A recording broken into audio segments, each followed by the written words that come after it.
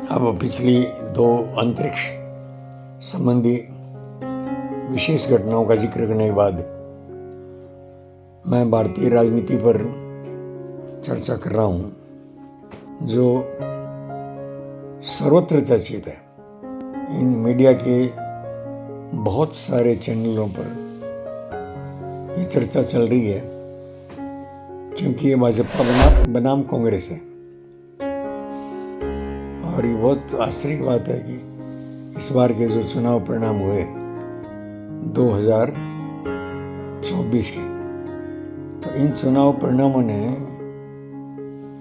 एक ऐसा समा बांधा है कि विरोधी पक्ष और सत्ता पक्ष दोनों संतुष्ट हैं, बल्कि विरोधी पक्ष तो ज़्यादा ही उत्साह में है हमारे माननीय राजीव गांधी साहब को और संसद के पटल पर सुनना।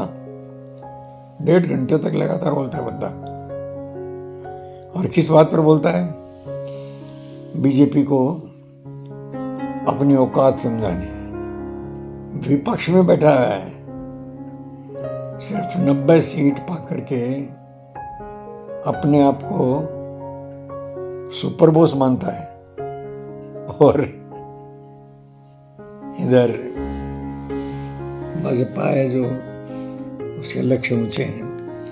बार बार मोदी जी कहते हैं कि दुर्लभ अवसर है, हम पक्ष और विपक्ष दोनों मिलकर देश के लिए काम करें। बहुत सारा काम करना है और सभी क्षेत्रों में करना है। तो जब जिस संकल्प के साथ, जिस भावना को लेकर के मोदी जी बात बोलते हैं कि बहुत सारी दिशा में भारत को आगे बढ़ना है, मैं 2-3 दिशाएं उनके दिमाग में चल रही हुई वो तो स्पष्ट देख पाता हूँ, आप मुझसे ज़्यादा देख पाते होंगे। क्योंकि एक तो स्पेस साइंस में हमारा इसरो जो है वो और नए झंडे गाड़ने के लिए सिद्ध है। तो इसमें और भारत काम करे, और भारत ने काम आरंभ भी कर दिया हो। और दूसरा, स्थानीय जो समस्याएं हैं, मुद्दे हैं, खेती में भारत सर्वोच्च दुनिया भर को भोजन करा सकने की क्षमता वाला देश बने। क्यों? विचार ये आया कि कितनी भी कोशिश करो और ये अमेरिका, रसिया, यूक्रेन, इन सब में लड़ाई बंद होनी नहीं है। और इन सब लड़ाइयों के परिणाम दिन प्रतिदिन भयावहता की ओर बढ़ रहे हैं। पुतिन ने तो न्यूक्लियर परमाणु बम की हाइड्रोजन बम की धमकी दे दी कि मैं हाइड्रोजन बम डाल दूंगा। अब जब पुतिन ने धमकी दे दी है तो अमेरिका पीछे कैसे रहता? अमेरिका का तो नाम, काम, धाम, उसकी इकोनॉमी वो ज़्यादा करके इन हथियारों पर ही चल रही है। ये हथियार बिकते हैं तो अमेरिका का दाना पानी चलता है। उसकी वरिष्ठता पूरी दुनिया में बनी रहती है। तो अमेरिका सप्लाई करता है यूक्रेन को, और उन सारे उपकरणों से यूक्रेन डटा हुआ है। तो भारत ये समझता है कि भाई ये कैसे भी हो, ये मिटेगा नहीं, और भारत को इस दिशा में लंबा काम करना पड़ेगा। तो भारत ने टारगेट लिया है 2047 तक का, कि 2047 आते आते हमको ये भी पाना है, ऐसी स्थितियां बनानी है कि मानव धरती पर प्रेम से रहना सीख ले।